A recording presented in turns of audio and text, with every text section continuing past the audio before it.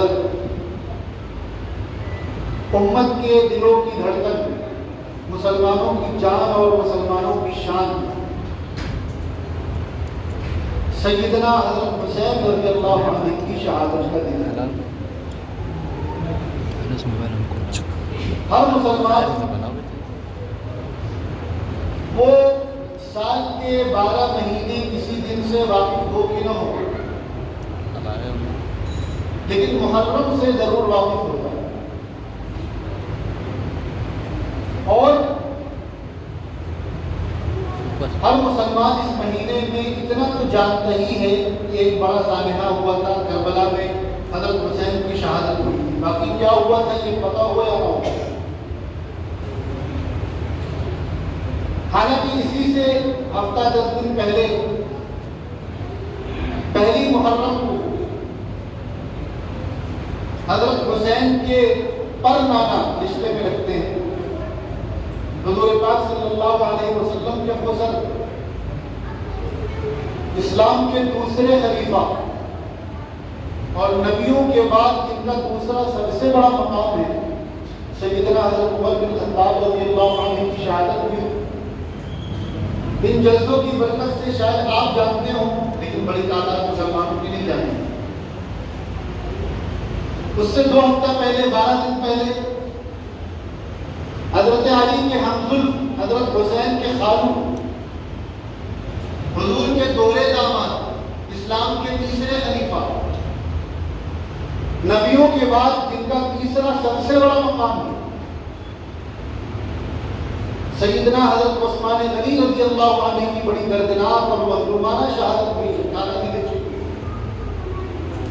ان جلسوں کی برکت سے شاید آپ حضرات جانتے ہو، ورنہ ایک بڑی تعداد مسلمانوں کی نہیں جانتے۔ اسلام کی نہ جانے کتنی شہادتیں ہیں، کوئی دن ایسا خالی نہیں جو شہادت اس میں شہادت نہ ہوئی ہو، لیکن مسلمانوں کی بڑی تعداد کو معلوم نہیں۔ لیکن آپ کسی بھی جائز سے جائز شہر میں رہنے والے، گاؤں دیہاتوں میں رہنے والے کسی بھی مسلمان سے محرم کے بارے میں پوچھیے تو وہ بتا دے گا کہ 10 محرم کو حضرت حسین کی شہادت ہوئی۔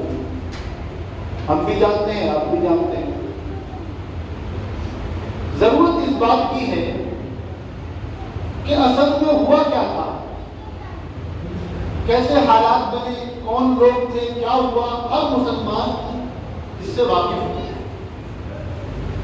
عام طور پر ہمارے یہاں جب کربلا کا واقعہ بیان کیا جاتا ہے تو شروعات کی جاتی ہے یزید کی ولی عہدی سے کہ حضرت امیر معاویہ نے اپنے بیٹے کو اپنا جانشین بنا دیا، حضرت حسین نے اختلاف کیا، اس کے خلاف آواز اٹھائی اور یزید نے قتل کروا دیا۔ یہ خلاصہ عام طور پر بیان کیا جاتا ہے، لیکن اس کی شروعات کب اور کہاں سے ہو رہی ہے، کون لوگ ہیں اس کے پیچھے، ان کا منصوبہ کیا تھا، وہ کیا چاہتے تھے، ہر مسلمان کو اگر اتنی بات سمجھ میں آ جائے تو وہ خود قاتلین حسین کو پہچاننے میں کامیاب ہو جائے۔ اللہ کے نبی صلی اللہ علیہ وسلم کو اللہ تعالیٰ نے 40 سال کی عمر میں نبوت عطا فرمائی، پہلی وحی نازل ہوئی، آپ کو حکم دیا گیا یا ایھا الرسول بلغ ما انزل الیک من ربک، کہ آپ کے رب کی طرف سے آپ کو جو کچھ دیا جا رہا ہے آپ کو بندوں تک پہنچائیے، دین کی دعوت دیجیے۔ اور اللہ کے نبی صلی اللہ علیہ وسلم نے اپنی ذمہ داری سے آگے بڑھ کر اس کام کو انجام دیا۔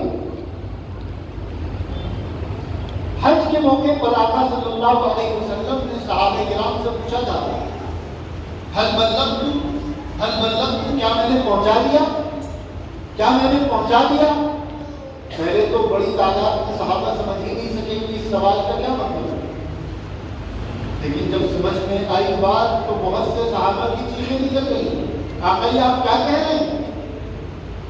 آپ نے تو جتنی آپ کی ذمہ داری تھی اس سے آگے بڑھ کر کام کیا ہے، آپ امت کی فکر میں اتنے گھل گئے، اتنے پریشان ہو گئے کہ اللہ کو قرآن میں آیتیں نازل کری، ما انزلنا علیک القرآن لتشقی، اے میرے محبوب ہم نے یہ قرآن آپ پر اس لیے نازل نہیں کیا کہ کہ آپ اپنے آپ کو پریشانی میں مبتلا کر لیں. بہت سارے صحابہ کرام جو ذرا بعد میں ایمان لائے وہ بتلاتے ہیں کہ ہم لوگ گھروں میں موجود ہوتے تھے اور آقا تشریف لاتے تھے ہمیں دعوت دینے کے لیے, دین کی دعوت دینے کے لیے, کلمے کی دعوت دینے کے لیے.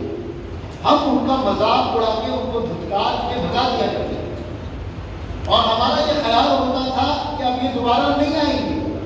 لیکن اگلے روز پھر دروازے پر دستک ہوتی تھی اور ہم دروازہ کھول کر دیکھتے تو آقا بھی کھڑے ہوتے.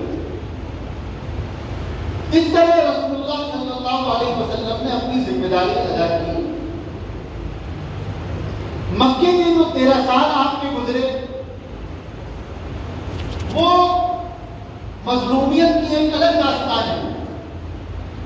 یہ پورے 13 سال آزمائشوں میں, قربانیوں میں, اپنے ساتھ مسائل, اپنے ساتھیوں کے ساتھ مسائل, گھر والوں کے ساتھ مسائل, بائیکاٹ کیا جا رہا ہے, جان سے مارنے کی کوشش کی جا رہی ہے, آپ کو مینٹلی ٹارچر کیا جا رہا ہے, آپ کے ساتھیوں کو پریشان کیا جا رہا ہے. عجیب و غریب مذاہب ہیں جنہیں بیان کرتے ہوئے کلیجہ منہ کو آتا ہے. یہ حالات بن گئے کہ اللہ تعالیٰ کو اپنے محبوب نبی کو یہ کہنا پڑا کہ آپ اب مکے چھوڑ کر چلے جائیے. 40 سال کی عمر میں نبوت ملی اور 53 سال کی عمر میں آپ مکہ مکرمہ چھوڑ کر مدینہ تشریف لے آئے. مدینے آتے ہی اگلے سال جنگ بدر ہے, اسلام کی پہلی جنگ. 313 کے مقابلے میں 1000 کا لشکر ہے. ادھر مسلمانوں کی تعداد بھی کم ہے, وسائل بھی کم ہے, ہتھیار بھی نہیں ہے, سواریاں بھی نہیں. اور یہ ایسی جنگ ہے کہ اس سے پہلے خود رسول اللہ صلی اللہ علیہ وسلم اللہ کے سامنے سجدے میں پڑے ہیں اور رو رہے ہیں, گڑگڑا رہے ہیں کہ یہ میری اب تک کی محنت ہے, اب تک کی کمائی ہے. اگر یہ 313 آج باقی نہ رہے تو پھر قیامت تک تیرا نام لینے والا کوئی نہیں ہوگا. اور اللہ تعالیٰ اپنے پیارے محبوب کو اس جنگ میں فتح کی بشارت دے رہے ہیں فرشتے کے ذریعے. پھر اس کے اگلے سال جنگ احد ہے, پھر خندق ہے, پھر حنین ہے. مسلسل ایک کے بعد ایک مسائل. سن 6 ہجری میں مدینے آنے کے 6 سال اللہ کے نبی صلی اللہ علیہ وسلم نے خواب دیکھا کہ وہ اپنے ساتھی صحابہ کرام کے ساتھ اللہ کے نبی طواف کر رہے ہیں, عمرہ کر رہے ہیں. آپ نے اپنے ساتھیوں کو حکم دیا کہ مکے چلنا ہے. آپ کے ساتھ الگ الگ تعداد آتی ہے. بعض روایات میں 1400 صحابہ, بعض میں 1500, بعض میں 2400 تک صحابہ کی تعداد آتی ہے کہ تقریباً 2400 صحابہ کرام کے ساتھ حضور پاک صلی اللہ علیہ وسلم نے مدینے سے نکل کر عمرے کا احرام باندھا اور مکہ مکرمہ کی طرف روانہ ہوا. ادھر کفار مکہ کو پتہ چلا کہ محمد آ رہے ہیں صلی اللہ علیہ وسلم, تو انہوں نے مخالفت کی کہ ہم آپ کو مکے میں نہیں آنے دیں گے. آقا صلی اللہ علیہ وسلم نے حضرت عثمان پر اعتماد کرتے ہوئے انہیں ایک وفد کے ساتھ مکہ مکرمہ بھیجا کہ وہ جا کر مکے والوں سے بات کریں اور انہیں یہ سمجھائیں کہ ہم جنگ کرنے نہیں آ رہے ہیں, بلکہ ہم تو آئیں گے صرف عمرہ کریں گے اور واپس ہو جائیں گے. مکے والوں نے اس بات کو تسلیم نہیں کیا. میں صرف آپ کو اشارہ دے رہا ہوں, واقعات تفصیل میں جائیں گے تو اتنا وقت نہیں ہے. اس کی بھی مستقل ایک داستان ہے. پھر آخر میں مسلمانوں کے درمیان اور مکے کے کفار کے درمیان ایک کانٹریکٹ سائن ہوا, ایک معاہدہ ہوا, صلح ہوئی, جسے اسلامی تاریخ میں صلح حدیبیہ کے نام سے جانا جاتا ہے. اب یہ صلح ہونے کے بعد حضور صلی اللہ علیہ وسلم کو ذرا راحت ہوئی, ذرا سکون ملا. اور اس موقع پر آقا صلی اللہ علیہ وسلم نے دنیا کے دیگر خطوں میں دیگر ممالک کے حکمرانوں کو اور سربراہوں کو خطوط روانہ فرمائے, پیغامات بھیجے, ان کو دین کی دعوت دی, کلمے کی دعوت دی. یہ وہ موقع ہے جب اسلام کا پیغام عرب سے نکل کر باہر جا رہا ہے اور بڑی تعداد میں مسلمان، بڑی تعداد میں لوگ اسلام میں داخل ہو رہے ہیں۔ 2 سال تک یہ سلسلہ چلتا رہا، جھوک در جھوک لوگ اسلام میں داخل ہوئے، ہزاروں کی تعداد میں لوگ مسلمان ہوئے، اسلام کو قبول کیا۔ سن 8 ہجری میں مکے والوں کی طرف سے اس معاہدے کو توڑ دیا گیا، اس کی خلاف ورزی کی گئی۔ ایک کانٹریکٹ تھا، اس کانٹریکٹ کو توڑ دیا گیا۔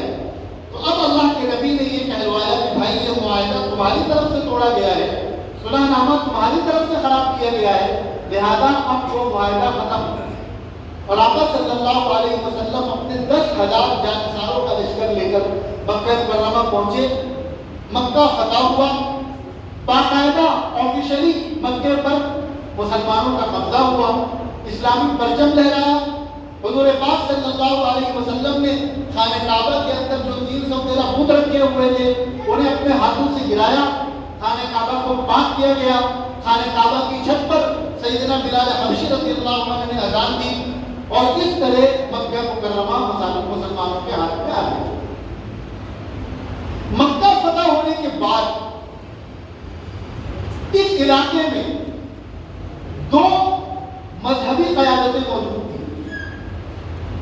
ایک مذہبی قیادت مشرکین مکہ کی تھی، اور دوسرے وہ یہود تھے جن کا تذکرہ قرآن میں ہے۔ مکہ فتح ہونے کے بعد قرآن پاک میں مشرکین مکہ کے تعلق سے صاف صاف حکم نازل کر دیا گیا کہ ان کو 4 مہینے کا وقت دیا جاتا ہے۔ 4 مہینے کے اندر اندر یا تو یہ کلمہ پڑھ کر مسلمان ہو جائے، یا پھر عرب چھوڑ کر چلے جائیں، اور اگر یہ دونوں کام نہیں کرتے تو سب کی گردن مار دی جائے۔ انہوں نے 13 سال مکے کے اور 8 سال یہاں مدینے میں 21 سال تک پیارے آقا کو جس طرح پریشان کیا ہے اور صحابہ کرام کو پریشان کیا ہے، اللہ کی غیرت نے گوارا نہیں کیا کہ ان کو ذرا ڈھیل دی جائے، ان کو چھوٹ دی جائے۔ اور پھر یہ اللہ تعالیٰ کی ایک سنت ہے کہ جس قوم میں اللہ اپنے پیغمبر کو نازل کرتے ہیں، جن کے مطالبے پر معجزے دکھائے جاتے ہیں نبیوں کے ہاتھ پر، اس کے بعد بھی اگر وہ قوم باز نہیں آتی ہے تو اللہ تعالیٰ کا اسی طرح کا عذاب نازل ہوتا ہے۔ مشرکین مکہ کے تعلق سے قرآن نے صاف اعلان کر دیا 4 مہینے کا وقت ہے، 4 مہینے کے اندر اندر یا تو کلمہ پڑھیں یا یہاں سے نکل کے چلے جائیں۔ اگر یہ دونوں کام نہیں کرتے ہیں تو سب کی گردن ماری جائے گی، کسی کو چھوڑا نہیں جائے گا۔ وہ مشرکین مکہ جو ان صحابہ کرام کو، ان ایمان والوں کو کہتے تھے یہ تو سب جانور چرانے والے لوگ ہیں، یہ سب تو جاہل ہیں، انہیں کیا پتا۔ آج وہی جنہیں وہ جاہل کہا کرتے تھے، بیوقوف کہا کرتے تھے، دیہاتی کہا کرتے تھے، جانور چرانے والا کہا کرتے تھے، آج ان کو اللہ تعالیٰ یہ حکم دے رہے ہیں کہ ان کو ذلیل کرو، ان کی جھوٹی شان و شوکت اس کو مٹی میں ملایا جا رہا ہے۔ اور دوسرا جو مذہبی گروہ تھا یہودیوں کا، اس کے تعلق سے قرآن نے صاف کہہ دیا چونکہ یہ اہل کتاب ہیں لہٰذا ان کو یہ تو نہیں کہا جا رہا کہ ان کی گردن مارو، البتہ اب جس طرح یہ پہلے سینہ چوڑا کر کے رہتے تھے اب انہیں اس طرح رہنے کی اجازت نہیں ہوگی، اب انہیں 2nd کلاس سٹیزن بن کر رہنا پڑے گا، دوسرے درجے کا شہری بن کر رہنا پڑے گا، اور مسلمانوں کو رہنے کا ٹیکس بھی دینا پڑے گا۔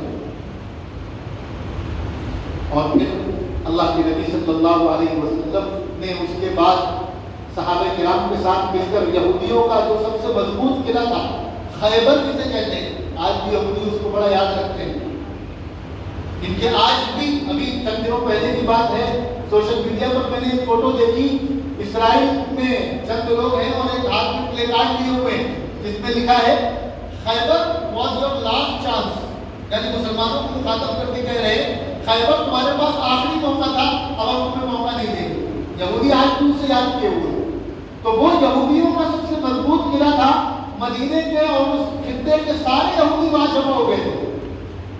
پھر مسلمانوں کے ہاتھوں وہ قلعہ بھی فتح ہوا جس میں سیدنا حضرت علی رضی اللہ عنہ کا ایک بڑا کردار ہے، جنہیں فاتح خیبر بھی کہا جاتا ہے۔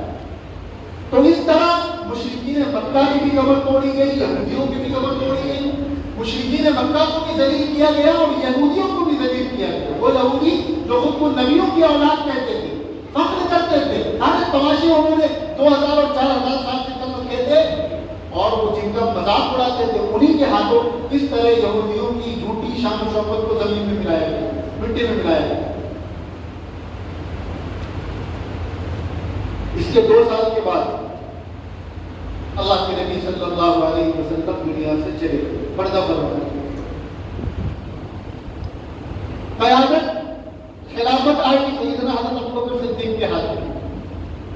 اب یہ مستقل ایک تفصیل ہے کہ حضرت ابوبکر کی خلافت تھوڑی نہیں تھی. خود نبی کریم صلی اللہ علیہ وسلم نے اس بات کو اشارے دے دیے تھے کہ کون میرے بعد امت کی کمان سنبھالے گا. حضور امت حضرت ابوبکر کے حوالے کر کے گئے تھے. صحابہ کرام اس بات کو جانتے تھے, اس لیے سارے صحابہ نے اتفاق کے رائے سے حضرت ابوبکر کو اپنا خلیفہ بنایا. سیدنا حضرت ابوبکر صدیق رضی اللہ عنہ کے زمانے میں چونکہ ابھی حضور تشریف لے گئے تھے تو بہت سارے فتنے کھڑے ہوئے. ایک طرف کچھ لوگ پیدا ہو گئے جنہوں نے نبوت کا دعویٰ کر دیا کہ ہم بھی نبی ہیں. بہت آسان ہے نا آج کے دور میں پردھانی کا بھی الیکشن ہو تو کتنے دعوے دار کھڑے ہوتے ہیں, اور پھر پارشد کا ہو اور ایم ایل اے کا ہو تو پھر تو پوچھیے نہیں. پتا ہے کہ جیت نہیں پائیں گے, پھر بھی ایک ایک سیٹ سے 20 25 کینڈیڈیٹ, کوئی پارٹی نہیں ملے تو آزاد امیدوار, کم سے کم اخبار میں تو چھپے گی. اور وہ تو نبوت کا مسئلہ تھا پوری دنیا کی, وہ سمجھ لیں کہ حکمرانی ان کے ہاتھ میں. وہاں کہاں پیچھے رہتے, بہت سارے لوگ کھڑے ہو گئے جنہوں نے نبوت کا دعویٰ کر دیا.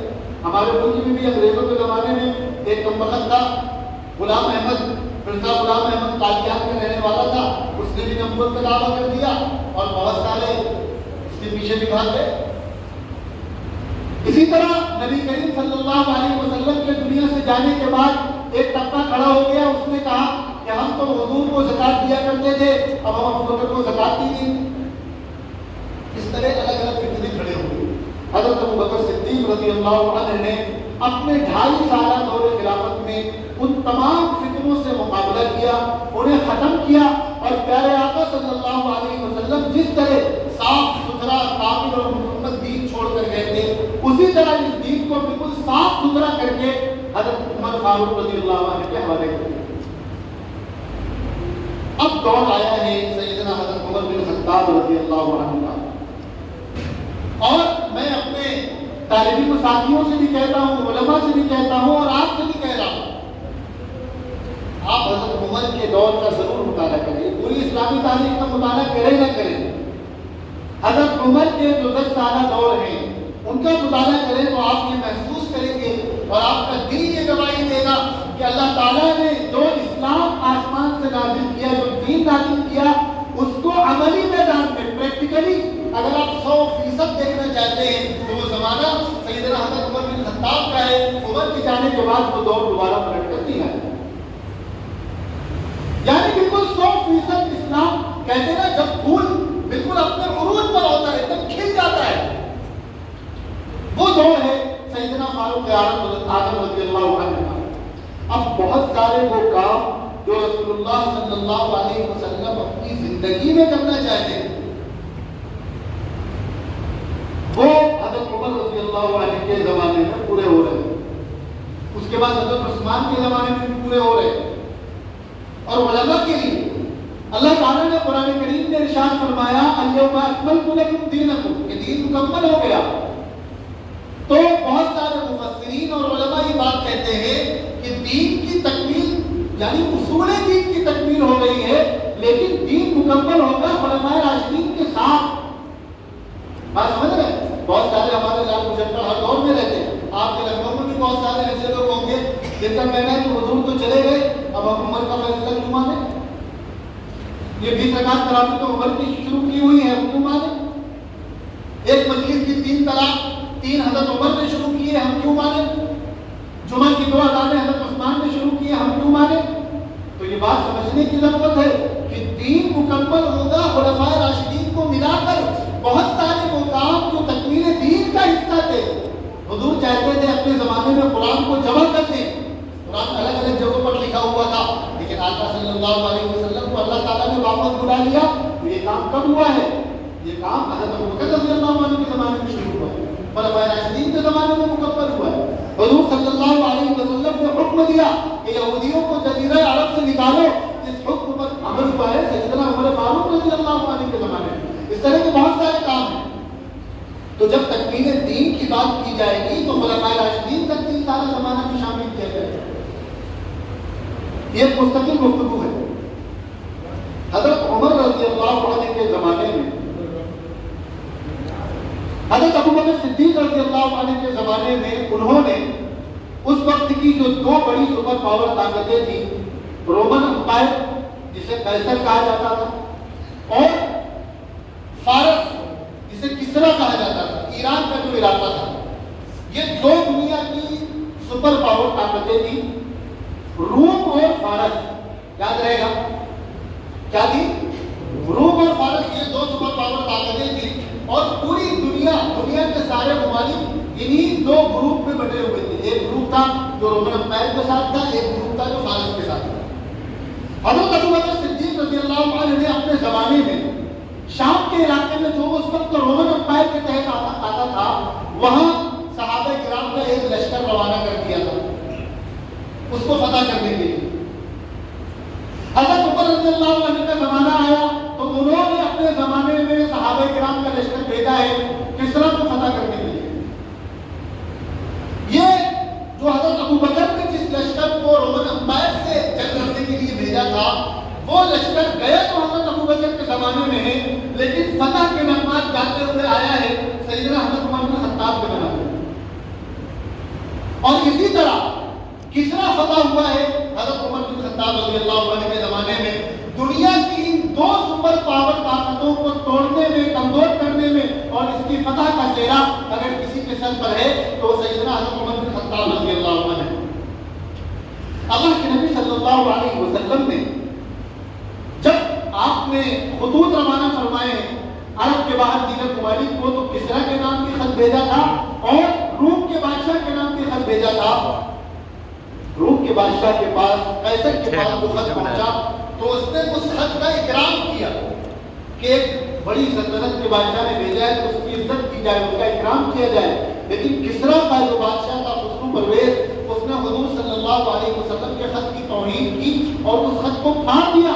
اس موقع پر آقا صلی اللہ علیہ وسلم نے فرمایا تھا کہ اس نے میرے خط کو چاک نہیں کیا بلکہ اس نے اپنے تخت کو چاک کر دیا، اپنی حکومت کو چاک کر دیا. اور اسی کے فوراً بعد اللہ تعالیٰ نے یہ نتیجہ دکھایا جو اس کے اندر بغاوتیں شروع ہو گئی اور اس بغاوت کے نتیجے میں وہ خسرو پرویز جس نے حضور کا خط چاک کیا تھا وہ مار دیا، قتل ہو گیا. اس کے بعد دوسرے لوگ اس کی جگہ پر آئے. حضرت عمر رضی اللہ عنہ کے زمانے میں رومن امپائر کو فتح ہوا ہے تو وہ پوری کی پوری حکومت ختم نہیں ہوئی بلکہ اس کا ایک علاقہ فتح ہوا ہے، لیکن کسرا کی پوری حکومت ختم ہو گئی. اس کے پرخچے اڑا دیے گئے، اس کا بالکل دیا پاچا کر دیا گیا، بچے ہی نہیں. وہ گویا کہ یہ رسول اللہ صلی اللہ علیہ وسلم کی اس پیشن گوئی، وہ پیشن گوئی تھی جو یہاں ظاہر ہوئی. اب دیکھیں حضور کے زمانے میں دو بڑی مذہبی طاقتوں کی کمر توڑی گئی، مشرکین مکہ اور یہود. اور حضرت عمر رضی اللہ عنہ کے زمانے میں دنیا کی دو بڑی سیاسی طاقتوں کی کمر توڑی گئی ہے، وہ ہے قیصر اور کسرا. رومن امپائر کے جو لوگ تھے وہ نصرانی تھے، عیسائی تھے. ان کو مسلمانوں سے نفرت نہیں تھی. لڑائی تو سیاسی اختلاف تھا، مذہبی اختلاف بھی تھا، لیکن اتنا عروج پر نہیں تھا. اور کہیں نہ کہیں مورلی ایک وقت ایسا آیا تھا جب ان کو مسلمانوں کی طرف سے سپورٹ بھی ملا تھا. علماء جانتے ہیں قرآن کریم میں اللہ تعالیٰ نے سورہ روم کی ابتدائی آیات میں جو واقعہ بیان فرمایا، جب مجوسیوں یہ کسرا یہ جو علاقہ کا فارس تھا، ان کی جب روم سے لڑائی ہو رہی تھی تو مکے کے جو مشرکین تھے ان کا مورل سپورٹ مجوسیوں کے ساتھ تھا اور مسلمانوں کا مورل سپورٹ رومیوں کے ساتھ تھا. مشرکین مکہ مجوسیوں کی فتح پر خوش ہوتے اور وہ خوش ہوتے تو مسلمانوں کو تکلیف ہوتی. اس لیے اللہ تعالیٰ نے قرآن میں ارشاد فرمایا غلبت الروم کے روم والے غالب آئے. تو کہیں نہ کہیں مورلی کنیکشن بھی تھا، اس لیے انہیں مسلمانوں سے بہت نفرت نہیں. اور ساتھ ہی حضرت عمر کے زمانے میں وہ پوری حکومت ختم نہیں ہوئی بلکہ اس کا ایک علاقہ ختم ہو گیا۔ اسی طرح مشرکین مکہ کو تو پہلے ہی ان کا خاتمہ ہو چکا تھا، مسلمانوں کا وہاں پر حکومت آ چکی تھی اور مشرکین بچے ہی نہیں تھے، ان کا دکھا ہو تو ہو، وہاں کوئی تھا ہی نہیں۔ دو طاقتیں تھیں، ایک مذہبی اور سیاسی، جن کے دلوں میں انتقام کی آگ جل رہی ہے، یہودی اور یہ مجوسی فارس والے، اس زمانے کا جو ایران تھا، کسرا۔ یہودیوں کی ایک فطرت ہے، ان کے اندر انتقام کا جذبہ بہت ہے، بدلے کی بھاونا بہت ہے ان کے اندر۔ وہ اس فراق میں تھے کہ کس طرح ہم اپنی کھوئی ہوئی عزت اور کھوئی ہوئی طاقت واپس حاصل کریں۔ ہمارا ایک دور تھا، ایک دبدبہ تھا، ہزاروں سال ہم نے راج کیا دنیا پر، آج ہماری یہ دن آ گئے کہ ہمیں دوسرے درجے کے شہری بن کے رہنا پڑ رہا ہے، اور اب تو نوبت یہ آ گئی ہے کہ ہمیں عرب سے نکالا جا رہا ہے۔ محمد صلی اللہ علیہ وسلم نے فرمایا کہ یہودیوں کو جزیرہ عرب سے نکال دو، اور حضرت عمر بن خطاب کے زمانے میں اس پر بھی عمل ہو رہا ہے کہ چن چن کر یہودیوں کو عرب سے نکالا جا رہا ہے۔ تو وہ ایک نفرت کی اور انتقام کی آگ جل رہی تھی یہودیوں کے دلوں میں، اور وہ انتظار کر رہے تھے کس طرح محمد عربی کے اس روشن چراغ کو بجھایا جا سکے۔ دوسری طرف بالکل اسی صفت کے حامل تھے وہ مجوسی، ان کے یہاں انتقام کا جذبہ بہت تھا، وہ بھی اندر سے جل رہے تھے، ان کے دل میں انتقام کی تپش موجود تھی۔ وہ اس فراق میں تھے کس طرح موقع ملے اور کس طرح مسلمانوں کے بڑھتے قدم روکے جائے۔ بڑی بیٹھی ایران میں کیا کیا جائے، سب نے اتفاق رائے سے فیصلہ کیا جتنی جلدی ہو سکے مسلمانوں کے دوسرے خلیفہ عمر بن خطاب کو ختم کرو۔ اگر یہ کچھ دن اور رہ گئے تو پوری دنیا میں خالی مسلمان ہی مسلمان نظر آئیں گے، اور بہت سارے مورخین نے ہمارے زمانے میں لکھا ہے، ادھر 100-200 سال کے دوران غیر مسلم مورخین نے لکھا ہے کہ اگر دنیا کو ایک عمر اور مل جاتا تو ساری دنیا میں صرف مسلمانوں کی حکومت ہوتی، اسلام ہوتا، اور کوئی مذہب بچتا ہی نہیں۔ طے کیا گیا کسی طرح حضرت عمر بن خطاب رضی اللہ عنہ کو ختم کرنا ہے، ان کو قتل کرنا ہے۔ ایک شخص کھڑا ہوا جس کا نام تھا ابو لولو فیروز، کیا نام تھا؟ اس نے کہا تم لوگ کسی طرح مجھے مدینے میں داخل کر دو۔ حضرت عمر رضی اللہ عنہ نے یہ ضابطہ بنایا تھا کہ کوئی بھی غیر مسلم مدینے میں نہیں رہے گا، غیر مسلموں کی انٹری بند۔ اس نے کہا تم لوگ کسی طرح مجھے مدینے میں داخل کر دو، باقی آگے کام میرا۔ اعوذ باللہ، حضرت عمر کو ٹھکانے لگانا میرا کام۔ اس نے اسلام کا لبادہ اوڑھا، خود کو مسلمان ظاہر کیا، اور اس کو غلام بنا کر مدینے میں بیچا گیا۔ چونکہ وہ بڑا ماہر تھا، بڑا فنکار تھا، بہت سارے کام کر لیا کرتا تھا، بہت سارے سامان بنا لیتا تھا، ہتھیار بنا لیتا تھا، اوزار بنا لیتا تھا، چکی بنا لیتا تھا، بہت ماہر تھا۔ تو ایک صحابی رسول حضرت مغیرہ بن شعبہ رضی اللہ عنہ نے اس کو خرید لیا۔ حضرت مغیرہ ابن شعبہ رضی اللہ عنہ نے اس سے کہا کہ ایسا ہے کہ تم بڑے فنکار ہو، اللہ نے تم کو بڑی صلاحیت دی ہے، تم اپنا کام کرو، پیسے کماؤ، بس روزانہ یا ہفتے میں اتنے درہم مجھے دے دیا کرو، باقی تم آزاد ہو، تم کتنا کما رہے ہو مجھے اس سے کوئی مطلب نہیں۔ اور غالباً انہوں نے 2 درہم کہے کہ 2 درہم مجھے دے دیا کرو۔ اس کو یہ بات بڑی ناگوار گزری کہ کمائی میں کروں اور ان کو میں پیسے کیوں دوں۔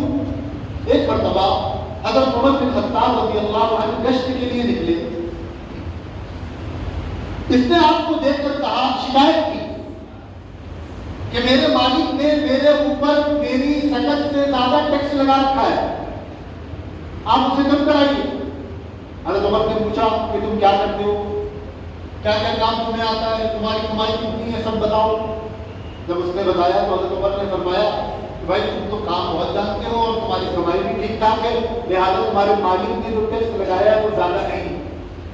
ایک تو وہ پہلے ہی اس ارادے سے آیا تھا کہ ہمیں عمر کا چراغ دور کرنا ہے، عمر کو شہید کرنا ہے، اور پھر حضرت عمر رضی اللہ عنہ نے اس کے مطالبہ رد کر دیا۔ اب اس کے دل میں جو نفرت کے شعلے جلے ہوں گے وہ آپ سمجھ سکتے ہیں۔ پھر حضرت عمر رضی اللہ عنہ نے فرمایا تم بڑے فنکار ہو، بڑی اچھی چکی بناتے ہو، ایک چکی میرے لیے بھی بنا دے۔ اس نے مونچھوں کو تاؤ دیتے ہوئے دھمکی بھرے لہجے میں حضرت عمر سے کہا کہ آپ کے لیے تو میں ایسی چکی بناؤں گا کہ قیامت تک دنیا یاد رکھے گی۔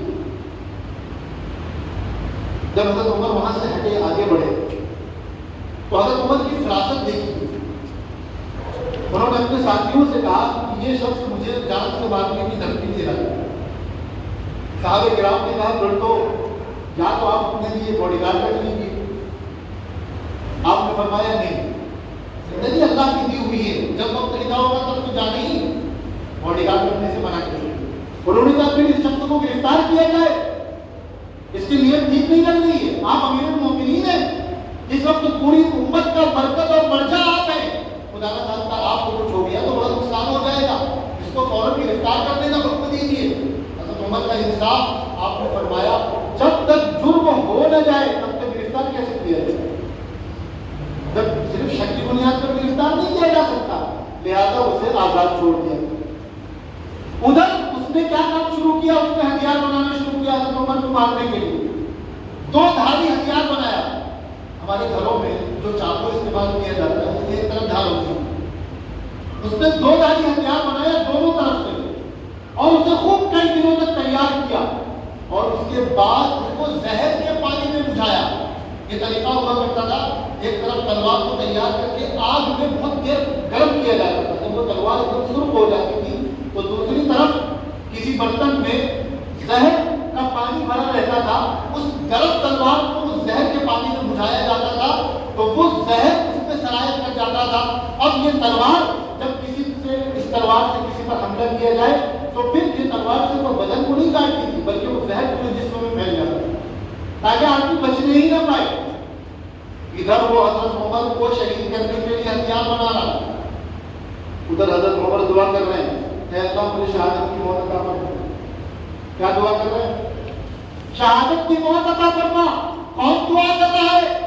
عمر بن خطاب دعا کر رہے ہیں، جو بخشے بخشائے، جو پہلے سے جنتی ہیں، جن کا محل خود رسول اللہ دیکھ کر آئے ہیں سفر معراج میں، اور خالی محل نہیں دیکھا، آپ نے فرمایا کہ جن حوروں سے عمر کی شادی ہونی ہے ان حوروں کو دیکھ کر آئے ہو۔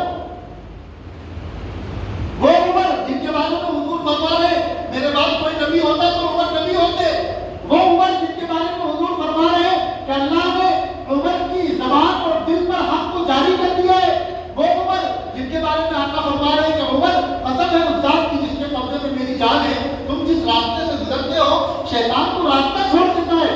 کیا اس عمر کو ضرورت کی شہادت کی؟ ان کا مقام تو بڑے بڑے شہیدوں سے بلند تھا، لیکن حضرت عمر شہادت کی تمنا کر رہے ہیں۔ پتا چلا کہ شہادت رونے دھونے اور غم بنانے کی چیز نہیں ہے، شہادت مانگنے کی چیز ہے، شہادت طلب کرنے کی چیز ہے۔ آقا علیہ السلام کی ایک حدیث کے مطابق اگر کسی مسلمان نے اپنی زندگی میں کبھی شہادت کی تمنا نہیں کی تو اپنے ایمان کا جائزہ لے۔ حضرت عمر شہادت کی تمنا کر رہے ہیں، اور خالی شہادت کی تمنا نہیں کر رہے ہیں، اے اللہ مجھے شہادت کی موت عطا فرما اور اپنے نبی کے شہر میں شہادت کی موت عطا فرما۔ وہ امیر، وہ خلیفہ جس کی سلطنت، جس کی حکومت آدھی دنیا سے زیادہ علاقے پر پھیل چکی ہے، جو دنیا کی سب سے بڑی سلطنت کا تنہا امیر ہے، خلیفہ ہے، دنیا کی سب سے بڑی فوج جس کے پاس ہے، ایک پرندہ بھی جہاں پر نہیں مار سکتا، وہ عمر شہادت کی تمنا کر رہے ہیں۔ چلو ٹھیک ہے، شہادت کی تمنا کر رہے ہیں، جہاد میں جائیں گے، شہید ہو جائیں گے۔ حضرت عمر جہاد میں جانا چاہتے تھے، حضرت علی نے منع کر دیا کہ آپ جہاد کرنے جائیے، خدا نہ خواستہ آپ کو کچھ ہو گیا تو پوری امت گویا کو سمجھ لیجیے جیسے چکی ہوتی ہے اور وہ ایک ڈنڈے کے سہارے چل رہی ہوتی ہے، اگر اس ڈنڈی کو بیچ سے ہٹا دیا جائے تو چکی اپنا کام کرنا بند کر دے گی۔ وہ ایک حضرت عمر کی حیثیت اس وقت امت میں اس چکی کی تھی، اس چکی کے ڈنڈے کی تھی جن کے ارد گرد پوری امت اور پورا عالم اسلام گھوم رہا تھا۔ حضرت علی نے منع کر دیا، نہیں آپ کو کچھ نہیں ہونا چاہیے، آپ مدینے میں رہیں گے، آپ کہیں نہیں جائیں گے۔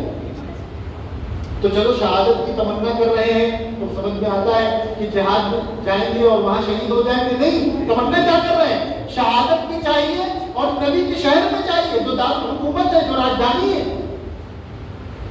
کسی کی کیا وجہ کہ مدینے میں آ کر عمر کو مارتے، یہاں مسلمان ہی مسلمان ہیں، لیکن عمر تو اللہ کے لاڈلے تھے، عمر تو نبی کے لاڈلے تھے، وہ کوئی مطالبہ کرے اور پورا نہ کیا جائے ہو ہی نہیں سکتا۔ عمر تو وہ ہیں کہ جب وہ مشورہ دیتے تھے تو اللہ قرآن کی آیت بنا کر نازل کرتے تھے۔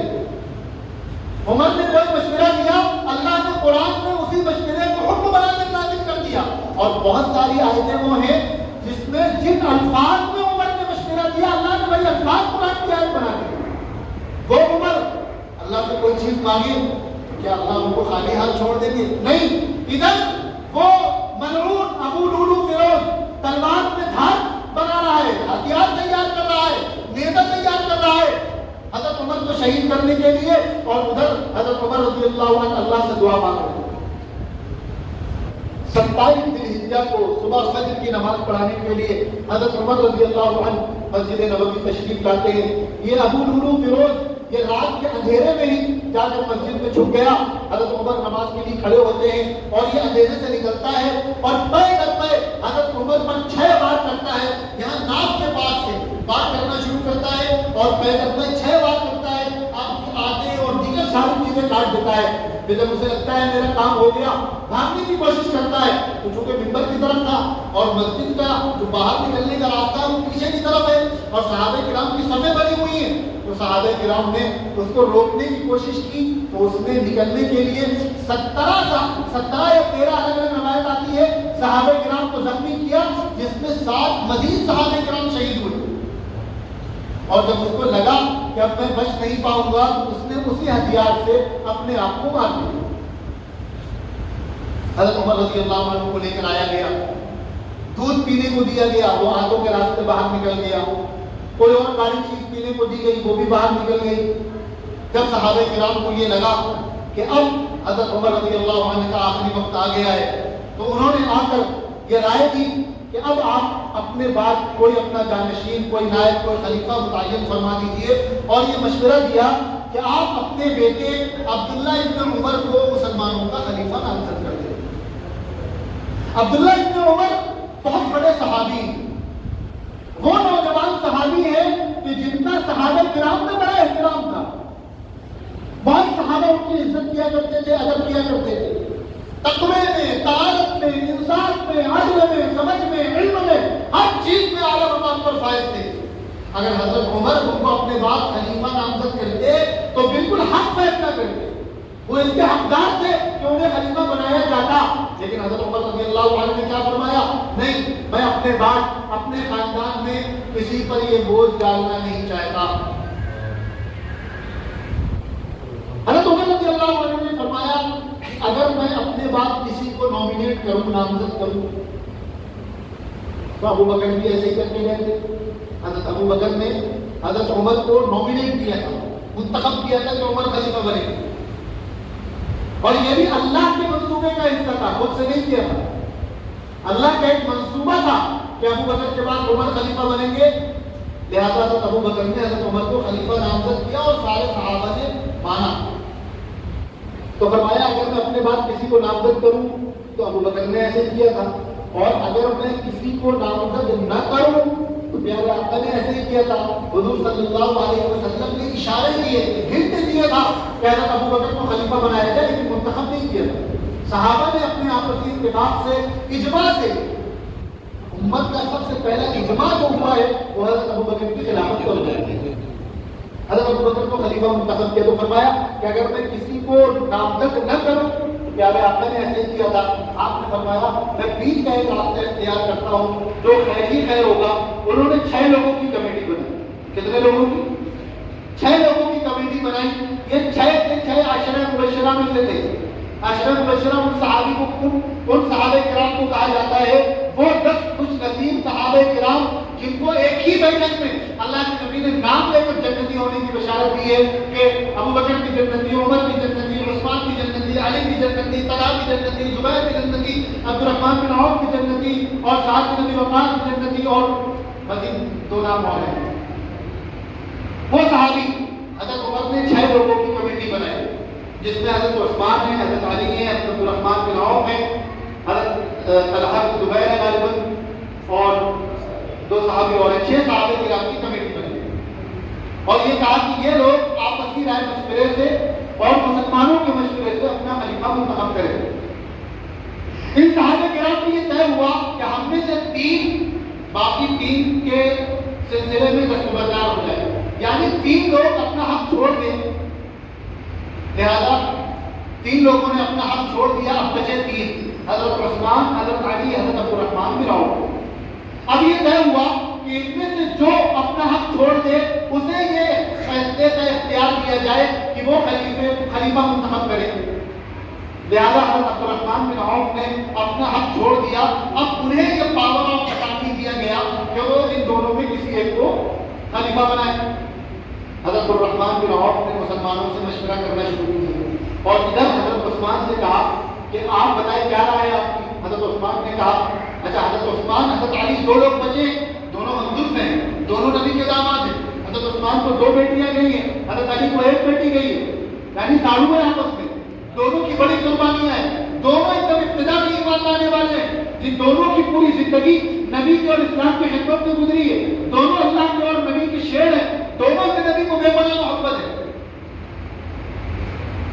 اب حضرت عثمان سے پوچھا جا رہا ہے آپ کی کیا رائے ہے؟ انہوں نے کہا علی کو خلیفہ بنایا جائے، میں بیعت کرنے کو تیار ہوں۔ حضرت علی سے پوچھا گیا آپ کی کیا رائے ہے؟ انہوں نے کہا کہ عثمان کو خلیفہ بنایا جائے، میں بیعت کرنے کو تیار ہوں۔ ادھر حضرت عبد الرحمن بن عوف نے صحابہ کرام اور دیگر مسلمانوں کے درمیان مشورہ کرنا شروع کیا، طے ہوا کہ عثمان کو خلیفہ بنایا جائے۔ حضرت عبد الرحمن بن عوف نے حضرت علی سے کہا کہ آپ کھڑے ہوئیے اور حضرت عثمان کے ہاتھ پر بیعت کیے اور حضرت علی نے شرع صدر کے ساتھ حضرت عثمان کے ہاتھ پر بیعت کری اور حضرت عثمان خلیفہ بنا دیے۔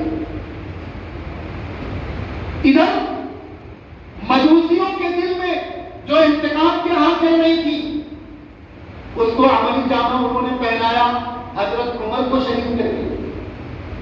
ادھر یہودیوں کے دلوں میں بھی جو انتقام کی راہ چل رہی تھی، یہودی ان سے بڑی سازش کو انہوں نے مسلمانوں کو، مجوسیوں نے مسلمانوں کو سیاسی طور پر نقصان پہنچایا۔ کس طور پر نقصان پہنچایا؟ پولیٹیکلی نقصان پہنچایا کہ ان کے خلیفہ وقت کو شہید کر دیا۔ یہودی اس سے 4 ہاتھ آگے، انہوں نے کہا کہ ہم ان کو مذہبی طور پر نقصان پہنچائیں گے۔ کس طور پر پہنچائیں گے؟ اللہ تعالیٰ نے جب حضرت عیسیٰ علیہ السلام کو نبی مذہب بنا کر بھیجا، حضور سے پہلے حضرت عیسیٰ کی شریعت تھی، تو اس وقت ایک یہودی تھا جس کا نام سینٹ پال تھا۔ کیا نام تھا؟ اس نے یہ کام کیا کہ اس نے منافقانہ طور پر جھوٹ بول کر عیسائیت قبول کی، یعنی عیسائی نہیں بنا۔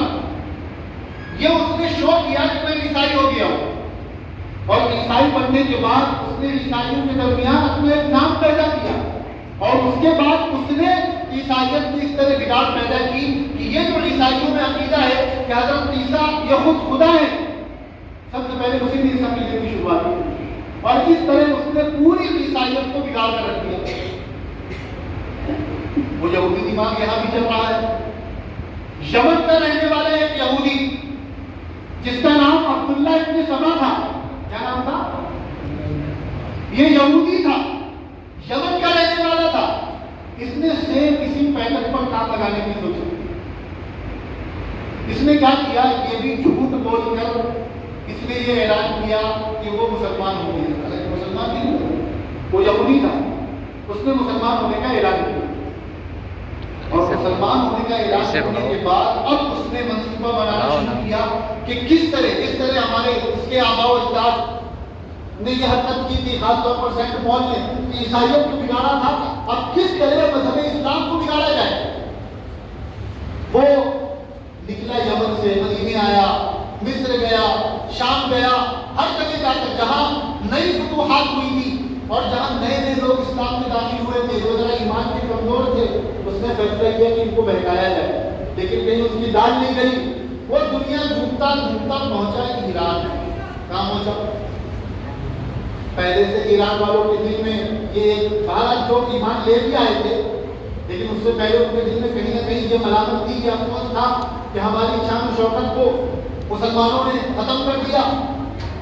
اچھا، ایرانیوں کا ایک مزاج تھا کہ وہ کسی کو اگر اپنا بڑا مانتے تھے تو اس کی حق اس کی شان میں غلو کر جاتے تھے. انہوں نے جس کو اپنا بادشاہ مانا خسرو پرویز اور اس کے بعد کے لوگوں کو تاریخی روایات میں آتا ہے اسے بھی انہوں نے بہت بڑا بنا دیا. اب یہ پہنچا عبداللہ ابن سبا ایران اور وہاں جا کر اس نے حضرت علی رضی اللہ عنہ کی شان بیان کرنے شروع کی, ان کے فضائل بیان کرنے شروع کیے. پہلے تو جو سچے فضائل تھے وہ بیان کرنے شروع کیے. اسے لگا کہ لوگ میری بات کو مان رہے ہیں, میری طرف آ رہے ہیں, تو اب اس نے کام لگانا شروع کیا. دھیرے دھیرے اس نے کہنا شروع کیا کہ نبی کے بعد خلافت کے اصل حقدار تو علی تھے, ابو بکر اور عمر نے ان کا حق مان لیا. کیا کہا کہ نبی کے بعد خلافت کا حقدار کون تھا؟ کون تھا؟ علی تھے. اور حق کس نے مان لیا؟ ابو بکر اور عمر نے. اور یہ سب سے پہلے یہ بات کس نے پھیلائی؟ ایک یہودی نے. کس نے؟ یہ بات یاد رہے گی, یاد رہے گی. حضرت علی خلافت کے حقدار تھے, ابو بکر اور عمر نے حق مان لیا. یہ بات سب سے پہلے کس نے پھیلائی؟ ایک یہودی نے. کس نے؟ ایک یہودی نے. یہ تو نظریہ ہے, یہ کس کا دیا ہوا ہے؟ کس کا دیا ہوا ہے؟ یہودیوں کا. کس کا دیا ہوا ہے؟ یہودیوں کا. یاد رکھنا اس بات. اور کئی دن تک یہ بات کہتا رہا. پھر جب اسے لگا کہ میں اس میں بھی کامیاب ہو گیا, اب اس نے ایک قدم اور آگے بڑھا دیا. کہنے لگا کہ اصل میں نبی علی کو ہونا چاہیے تھا. جبرائیل کو اللہ تعالیٰ نے علی کے پاس بھیجا تھا وہی لے کر, اور وہ غلطی سے کہاں پہنچ گئے؟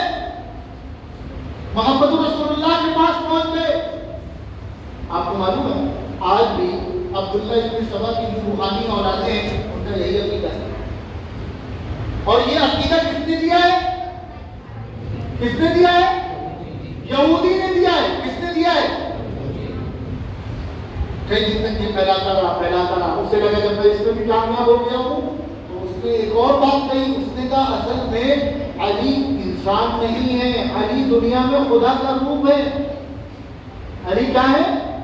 آج بھی یہ تینوں نظریات عبداللہ ابن سبا کی اس روحانی اولاد میں پائی جاتی ہیں. اب وہ روحانی اولاد کون ہے یہ فیصلہ کرنا آپ کا کام ہے. مسجد کا ان کا نام نہیں لینا بھی نہیں چاہیے. اب جب وہ اس میں کامیاب ہو گیا اور اس نے ماحول بنانا شروع کیا, اور ماحول بناتے حضرت عثمان رضی اللہ عنہ کے خلیفہ ہیں, حضرت بکر بھی جا چکے ہیں, عمر بھی جا چکے ہیں, تو ان کے خلاف اس نے الزامات لگانے شروع کیے. حضرت عثمان نے یہ گڑبڑی کر دی, یہ گڑبڑی کر دی, یہ گڑبڑی کر دی. وہ اپنے رشتہ داروں کو عہدے دیتے ہیں, اپنے قریبی لوگوں کو بیت المال سے جتنے جی چاہتا بانٹتے ہیں, ناانصافی کر رہے ہیں. طرح طرح کی باتیں اس نے کرنا شروع کی. حضرت عثمان رضی اللہ عنہ کو خلیفہ بنے ہوئے 8 سال ہو چکے ہیں. کئے سال ہو چکے ہیں؟ ان 8 سالوں میں 9 سالوں میں اس نے جم کر محنت کی, اور جب اس نے ایک ٹیم تیار کر لی حضرت علی کی محبت کے نام پر, حضرت عثمان کے خلاف جب وہ ٹیم تیار ہو گئی تو اب اس نے کھل کر آ کر عرب میں اور خاص طور پر دارالحکومت مدینہ منورہ میں ماحول بنانا شروع کیا حضرت عثمان رضی اللہ عنہ کے خلاف. اب میں حضرت عثمان کی شان بیان کرنے بیٹھوں گا تو وقت بہت چلا جائے گا. مولانا نے جو مجھے وقت دیا تھا وہ پورا ہو رہا ہے اور باتیں بہت ساری باقی ہیں, اس لیے میں تفصیل میں نہیں جاؤں گا. حضرت عثمان رضی اللہ عنہ پر جو الزامات لگائے گئے ان الزامات کا جواب حضرت عثمان کے بعد میں دیا ہے, حضرت علی نے پہلے دیا. حضرت عثمان کی صفائی حضرت علی نے پیش کی, اور جن لوگوں نے حضرت عثمان پر الزامات لگائے حضرت علی نے انہیں منہ توڑ جواب دیا. اور یہ کب تک عبداللہ ابن سبا اور اس کے ساتھی جو حضرت علی کو اتنا بڑا چڑھا کر پیش کر رہے تھے, حضرت علی رضی اللہ عنہ ان سے سخت ناراض, ان کا چہرہ دیکھنے کا مانا نہیں. میں یہ بات کہتا ہوں تو اللہ کا نظام تھا کہ حضرت عثمان خلیفہ تھے, اور حضرت عثمان بہت شریف تھے, بہت شریف تھے. اگر اس وقت حضرت علی خلیفہ ہوتے تو ان سب کی گردنیں مار دیتے, نہ عبداللہ ابن سبا بچتا اور نہ اس کے اولادیں بچتی. بالآخر حضرت عثمان کے خلاف ایسی مہم چلائی کہ بڑی ٹیم تیار کر لی. حج کا مہینہ ہے, بڑی تعداد میں صحابہ کرام مکہ مکرمہ حج کرنے کے لیے گئے ہوئے ہیں. ان لوگوں نے مدینے پہ دھاوا بول دیا. حضرت عثمان کے گھر کا محاصرہ کر دیا, یعنی اس کو گھیر دیا چاروں طرف سے, اور حضرت عثمان سے یہ مطالبہ کرنے لگے کہ آپ استعفیٰ دیجیے, آپ خلافت کے اہل نہیں ہیں، حقدار نہیں ہیں، آپ استعفیٰ دیجیے۔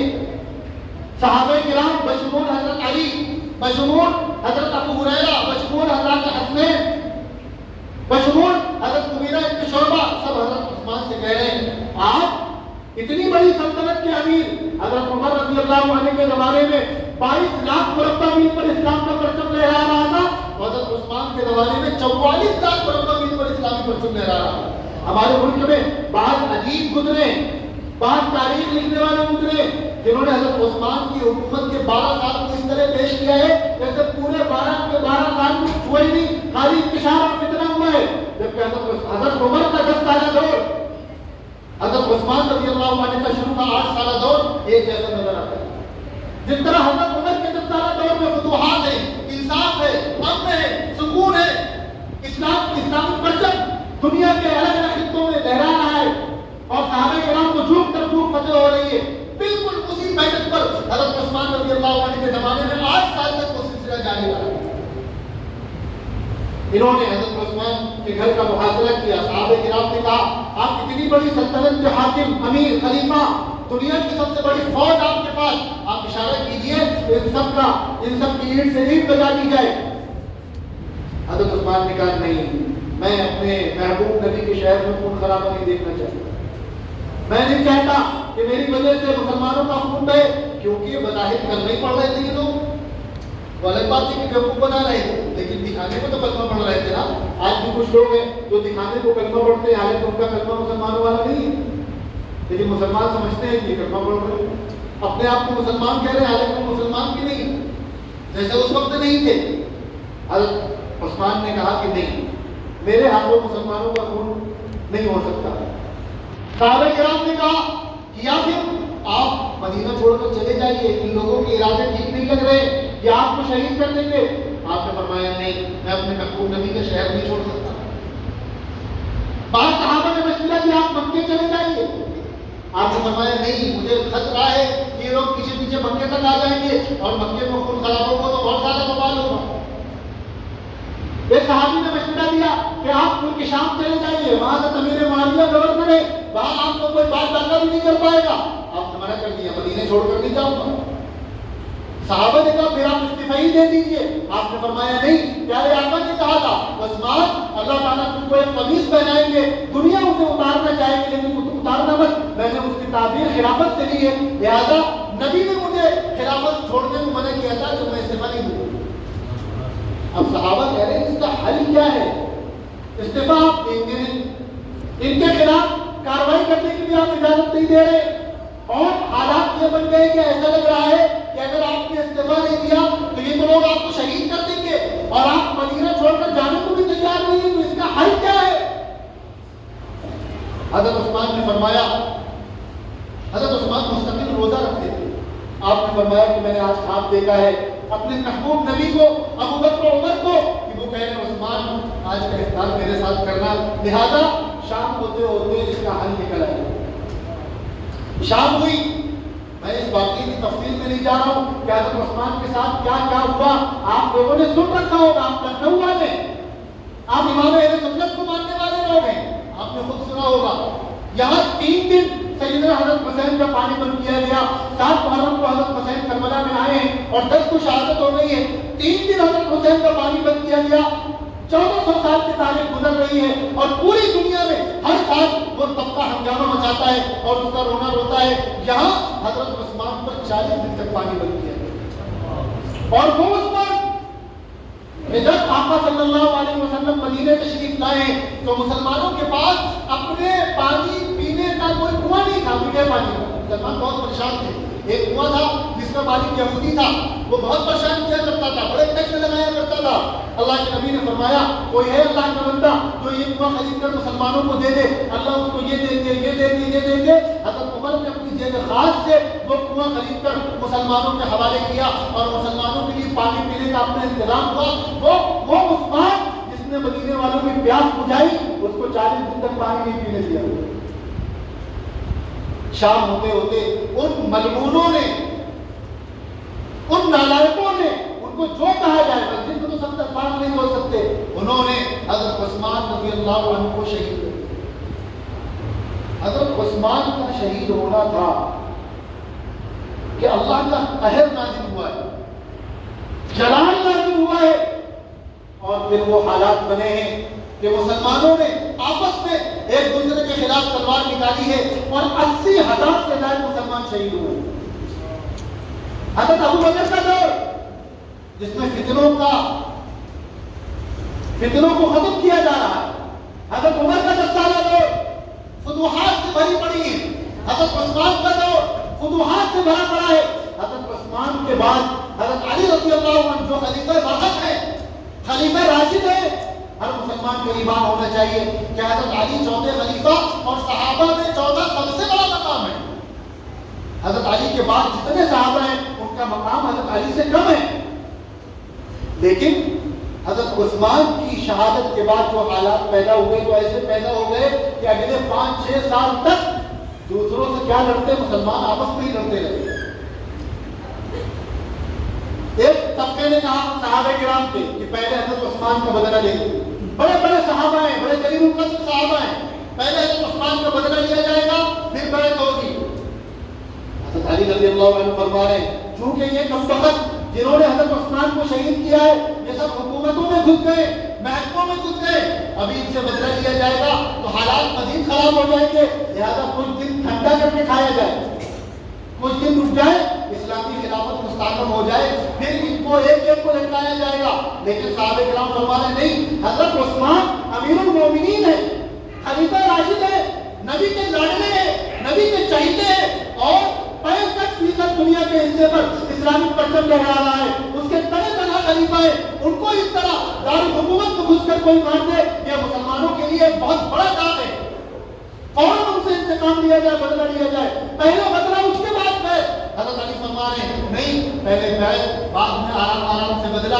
اجتہادی اختلاف ہوا، دونوں طرف مخلص تھے، ایمان والے تھے، دونوں طرف لوگ اچھائی چاہتے تھے، بھلائی چاہتے تھے، مسلمانوں کا بھلا چاہتے تھے، لیکن اختلاف ہوا اور یہ کم وقت عبداللہ ابن سبا اور اس کی فوج، اس کی ٹیم جو آئی تھی وہ حضرت علی کے لشکر میں شامل ہو گئی، اور حضرت علی کے لشکر میں شامل ہونے کے بعد ان نالائقوں نے ادھر حضرت علی کے ان افراد دونوں طرف شامل ہو گئے، ادھر حضرت علی کے فوج میں شامل ہو کر ادھر والوں کے خلاف سازشیں کرنا اور ادھر اپنے کچھ افراد بھیج کر ادھر والوں کے خلاف سازش کرنا تاکہ دونوں آپس میں لڑتے رہے اور ان میں صلح نہ ہو پائے۔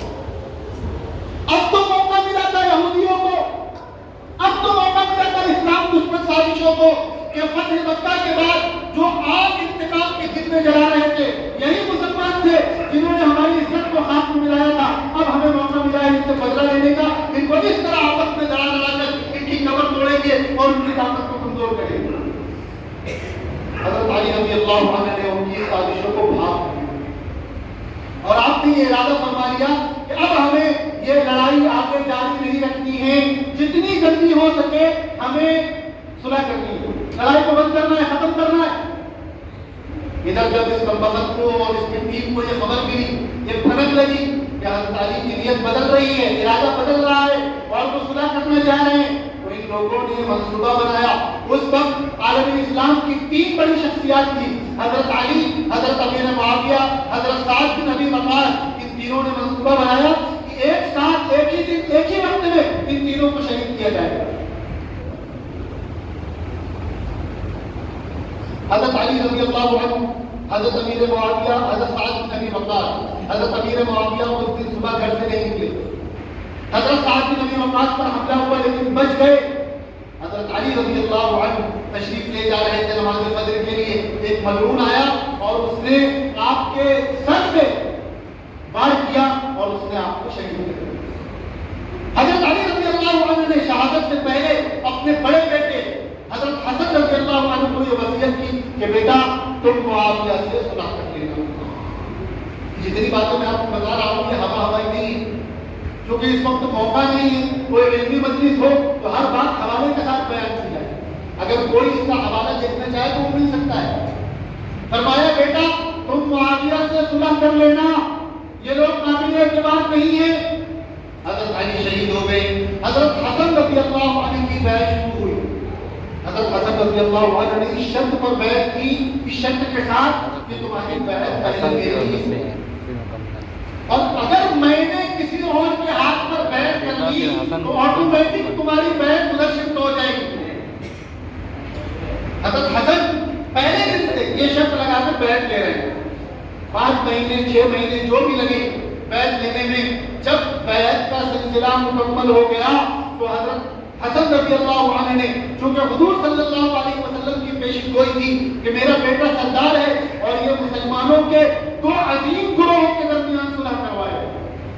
حضور کے الفاظ ہیں کہ تم مسلمانوں کے 2 عظیم گروہوں کے درمیان، یعنی حضور خود یہ کہہ رہے ہیں کہ علی والے بھی مسلمانوں کا عظیم گروہ ہے اور معاویہ والے بھی وہاں مسلمانوں کا عظیم گروہ ہے. آج کے دور میں ہمارے یہاں کچھ مجھر پیدا ہو گئے جو کہہ رہے ہیں نہیں جو علی کے مقابلے میں آیا مسلمان کے لیے، ہم اسے مسلمان نہیں مانیں گے، مسلمان ماننے کو تیار نہیں، اور نبی کہہ رہے ہیں مسلمان ہے.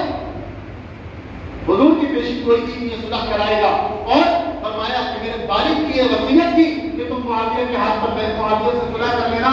لہذا حضرت حسن کوفے میں ملک شام میں حضرت امیر معاویہ کو خط بھیجتے ہیں کہ چچا جان آپ کوفہ تشریف لائیے، میں آپ کے ہاتھ پر بیعت کرنے کو تیار ہوں.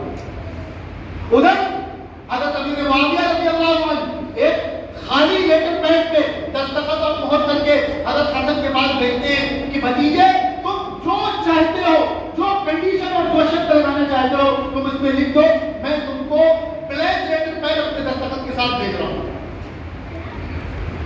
حضرت حسن رضی اللہ عنہ کی دعوت پر حضرت امیر معاویہ کوفہ تشریف لائے. عالم اسلام کی نگاہیں لگی ہوئی ہیں. 5 سال گزر چکے ہیں انتشار میں، 5.5 سال. ہر مسلمان بے چین ہے، نگاہیں بے چین ہے اس منظر کو دیکھنے کے لیے. کوفہ شہر مسلمانوں سے بھر چکا ہے.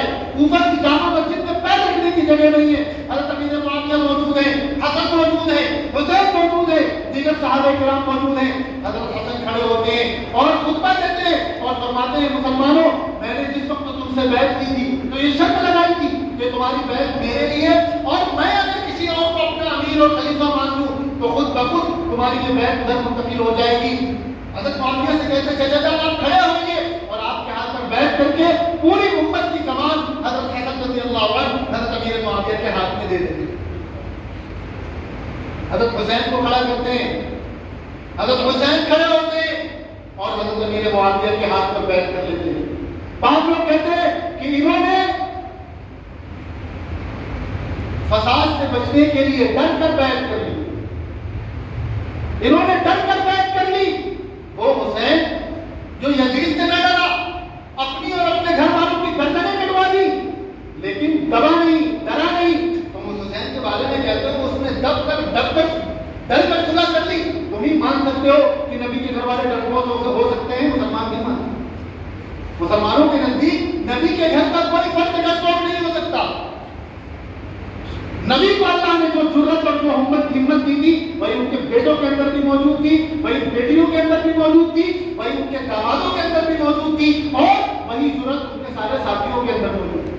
ہر مسلمان کے اندر وہ جرأت ہونی چاہیے. اب حضرت امیر معاویہ رضی اللہ عنہ کا دور آیا ہے اور 5.5 سال کے بعد قاتلین عثمان سے بدلہ لیا جا رہا ہے. حضرت عثمان نے خلیفہ بنتے ہی حکم نامہ جاری کر دیا ساری ریاستوں کے نام. یہ کب وقت جو حضرت عثمان کے قتل میں شریک تھے یا سازش میں شریک تھے، جہاں پائے ان کا سر قلم کر دیا جائے، انہیں لٹکا دیا جائے. یہ جو حضرت امیر معاویہ سے اتنی نفرت ہے اور اتنی چڑ ہے اس کی وجہ یہ ہے اس کی وجہ. ایک کو چن کر اس سے انتقام لیا ہے سیدنا حضرت امیر معاویہ رضی اللہ عنہ نے. یہ آگ ہے جو آج بھی ان کمبختوں کے سینے میں جل رہی ہے. اور آگے میں کیا کروں، آپ کے لکھنؤ کی بھی ایک صاحب ہے، بہت کچھ کہتے رہتے ہیں، ہم کیا کہیں ان کے بارے میں باہر آتا ہوں کہتے ہیں. حضرت امیر معاویہ کا 20 یا 22 سال کا دور ہے. یہ وہی دور ہے، ایسا لگتا ہے جیسے خلافت راشدہ کا دور پلٹ کر واپس آ گیا. ویسے ہی فتوحات ہیں، دشمنوں کی کمر توڑ دی گئی ہے، نئے نئے کام ہو رہے ہیں، نئے نئے منصوبے عمل میں آ رہے ہیں، مسلمانوں کی شان و شوکت میں اضافہ ہو رہا ہے. سمندری جنگ لڑی جا رہی ہے، بحری جنگ لڑی جا رہی ہے، بحری بیڑے کی تعداد بڑھ رہی ہے. حضرت امیر معاویہ کے جو 20 سالہ دور ہے یہ اسلامی تاریخ کا سنہرا دور ہے. اب حضرت امیر معاویہ رضی اللہ عنہ کا آخری وقت آ رہا ہے. اب میں اس جگہ آنے والا ہوں جہاں سے آپ کو لے کر چلا تھا. وقت میں نے زیادہ لے لیا, میں کوشش کروں گا بات جلدی مکمل ہو جائے کیونکہ یہ بات آپ کو سمجھانا ضروری ہے. اب حضرت امیر معاویہ رضی اللہ عنہ نے خلیفہ بننے کے بعد، یاد رکھیے حضرت امیر معاویہ خلیفہ کے بادشاہ تھے. سمجھ رہے بہت سے لوگ عبادت کرانے کی کوشش کرتے ہیں حدیث کا سہارا لے کر کہ حضرت معاویہ خلیفہ نہیں تھے. حضرت معاویہ خلیفہ تھے، خلیفہ صادق تھے، خلیفہ برحق تھے. ہاں خلیفہ راشد تھے لیکن مسلمانوں کے سچے خلیفہ تھے. حضرت امیر معاویہ رضی اللہ عنہ نے خلیفہ بننے کے بعد یہ وصیت لکھوائی کہ میرے بعد حضرت حسن خلیفہ بنیں گے، وہ ولی عہد بنیں گے. یہ کس نے لکھوایا؟ حضرت امیر معاویہ نے لکھوایا. یہ بات پتہ نہیں آپ کو کبھی بتائی گئی یا نہیں بتائی گئی، لیکن اصل میں ہوا یہ کہ حضرت حسن رضی اللہ عنہ کی پہلے ہی شہادت ہو گئی. یہ طبقہ جو حضرت عمر کے قتل میں شریک، جو حضرت عثمان کے قتل میں شریک، جو حضرت علی کے قتل میں شریک، یہ چونکہ حضرت حسن نے حضرت امیر معاویہ سے صلح کی تھی تو ان کم بختوں نے حضرت حسن کو پہلے تو پریشان کیا. آپ نماز پڑھانے کے لیے مصلی پر پہنچے تو آپ کو بہت الٹا سیدھا کہا کہ آپ ہماری ناک کٹوا دی، آپ نے یہ کر دیا، آپ نے وہ کر دیا، اور ان کے پیچھے نماز پڑھنے سے انکار کر دیا. حضرت حسن کی باقی زندگی رو رو کر گزری ہے اور اس کے بعد بھی ان کم بختوں کے کلیجے کو ٹھنڈک نہیں پہنچی تو آپ کو بھی زہر دے کر شہید. اب حضرت امیر معاویہ رضی اللہ عنہ موجود ہیں، صحابہ کرام آ کر مشورہ دیتے ہیں کہ ایک لمبا عرصہ 5.5 سال کا ایسا گزرا ہے جب دشمن اپنی سازشوں میں ناکام ہوتا نظر آ رہا تھا، انتشار ہو گیا تھا، مسلمانوں کی تلواریں ایک دوسرے کے خلاف نکلنے لگی تھی، اور اب اتنے عرصے کے بعد اسلامی حکومت کو استحکام نصیب ہوا، مسلمان چین کی سانس لے رہے ہیں. پہلے کوفہ دارالحکومت تھا، اب شام بن گیا ہے. اب اگر یہ تبدیلی کی جائے گی تو پھر ایک بڑا انتشار ہوگا، لہذا آپ اپنے بیٹے یزید کو خلیفہ نامزد کر دیجیے، ولی عہد نامزد کر دیجیے. ایک بات صاف سمجھ لیجیے، اس وقت بڑے بڑے صحابہ موجود تھے اور یزید کی حیثیت ان صحابہ کرام کے مقابلے میں پیر کی جوتے کی برابر بھی نہیں، جوتے کی خاک کے برابر بھی نہیں. لیکن تقویٰ ہونا، علم ہونا یہ ایک الگ چیز ہے اور انتظامی صلاحیت ایک بالکل الگ چیز ہے. آپ دیکھیں، میں مثال دیتا ہوں مدرسہ مدارس سہارنپور. حضرت شیخ کتنے بڑے آدمی، کتنے بڑے محدث آج پوری دنیا میں جن کا نام ہے اور جن کی کتاب فضائل اعمال پڑھی جا رہی ہے، لیکن آپ نے کوئی عہدہ قبول نہیں کیا. آپ کے بعد شیخ یونس صاحب رحمۃ اللہ علیہ سب سے بہت کہا کہ آپ کوئی عہدہ لے لیے، ہر ایک علم میں، فضل میں، تقوی میں، طاعت میں اعلیٰ مقام پر فائز ہے، لیکن آپ نے کوئی عہدہ نہیں لیا. آپ کے دارالعلوم سلطنت العلماء میں حضرت مولانا راوی صاحب کے بعد بڑے بڑے اساتذہ موجود ہیں، بڑے بڑے اساتذہ علم موجود ہیں، لیکن خود بہت علم والا ہونا اور متقی ہونا ایک الگ چیز ہے، انتظامی صلاحیت ایک الگ چیز ہے. صاحب بصیرت افراد کی نگاہ گئی ہے مولانا بلال صاحب کی طرف اور الحمدللہ نظم کا نظام اچھا چل رہا ہے. تو اب علمی مقام اور تقوی کا مقام ایک الگ چیز ہے، انتظامی صلاحیت ایک الگ چیز ہے. حالانکہ صحابہ کرام میں انتظامی صلاحیت والے بھی بہت سے لوگ موجود ہیں، لیکن یہ حضرت امیر معاویہ کا ایک اجتہاد تھا جس میں صحابہ کرام کا مشورہ بھی شامل تھا. انہوں نے یزید کو اپنے رہتے ہوئے ولی عہد نامزد کر دیا. تقریباً سارے صحابہ کرام نے، وہ چاہے جو بھی ریزن ہو، انہوں نے یزید کے ہاتھ پر ولی عہدی کی بیعت کری. چند نے بیعت کرنے سے انکار کر دیا. ان میں 5 نام بڑے مشہور ہیں. ایک خود سیدنا حضرت حسن رضی اللہ، حضرت حسین رضی اللہ عنہ، نوجوانان جنت کے سردار ہیں. حضرت علی کے بیٹے ہیں، نبی کے نواسے. حضرت عبد الرحمن بن ابی بکر، حضرت ابو بکر کے بیٹے. حضرت عبداللہ بن عمر، حضرت عمر کے بیٹے. حضرت عبداللہ بن زبیر، حضرت عبداللہ بن عباس. یہ سب جلیل القدر صحابہ کرام میں ان کا نام آتا ہے. انہوں نے بیعت کرنے سے انکار کر دیا. اس کے بعد حضرت امیر معاویہ رضی اللہ عنہ کے جانے کے بعد خلافت کی بیعت ہوئی. یہ حضرات نے خلافت کی بیعت کرنے سے بھی انکار کر دیا. اب ان میں 3 اور 2 یعنی 3 کی رائے الگ ہو گئی، 2 کی رائے الگ ہو گئی. 3 نے کہا، حضرت عبد الرحمن بن ابی بکر، حضرت عبداللہ بن عباس، حضرت عبداللہ بن عمر، ان 3 نے کہا کہ کہ ہم بیعت تو نہیں کریں گے لیکن کوئی اختلاف بھی نہیں کریں گے. کیا کہا؟ بیعت نہیں کریں گے لیکن کوئی اختلاف نہیں کریں گے. حضرت حسین اور حضرت عبداللہ ابن زبیر نے کہا نہیں، ہم کچھ تو اپنی کوشش کریں گے. لہٰذا یہ حضرات مدینہ منورہ سے نکل کر مکے پہنچے. اب یہاں آ کر دونوں میں الگ الگ رائے ہو گئی. حضرت عبداللہ ابن زبیر نے کہا اب ہم مکے سے آگے کہیں نہیں جائیں گے. حضرت حسین نے کہا نہیں، جہاں تک میری طاقت ہے میں جاؤں گا. ادھر وہ عبداللہ ابن سبا کے اولادی جن کو حضرت عثمان کی شہادت کے بعد ان کی مراد بنائی تھی مسلمانوں کو آپس میں لڑانے کی، اور کچھ عرصے کے لیے وہ کامیاب ہوئے تھے، اور اس کے بعد حضرت حسن نے اس طرح ان کی سازشوں کو ناکام کیا تھا. وہ تو پہلے سے دل میں آگ لیے بیٹھے ہوئے تھے کہ ہمیں پھر سے موقع ملے.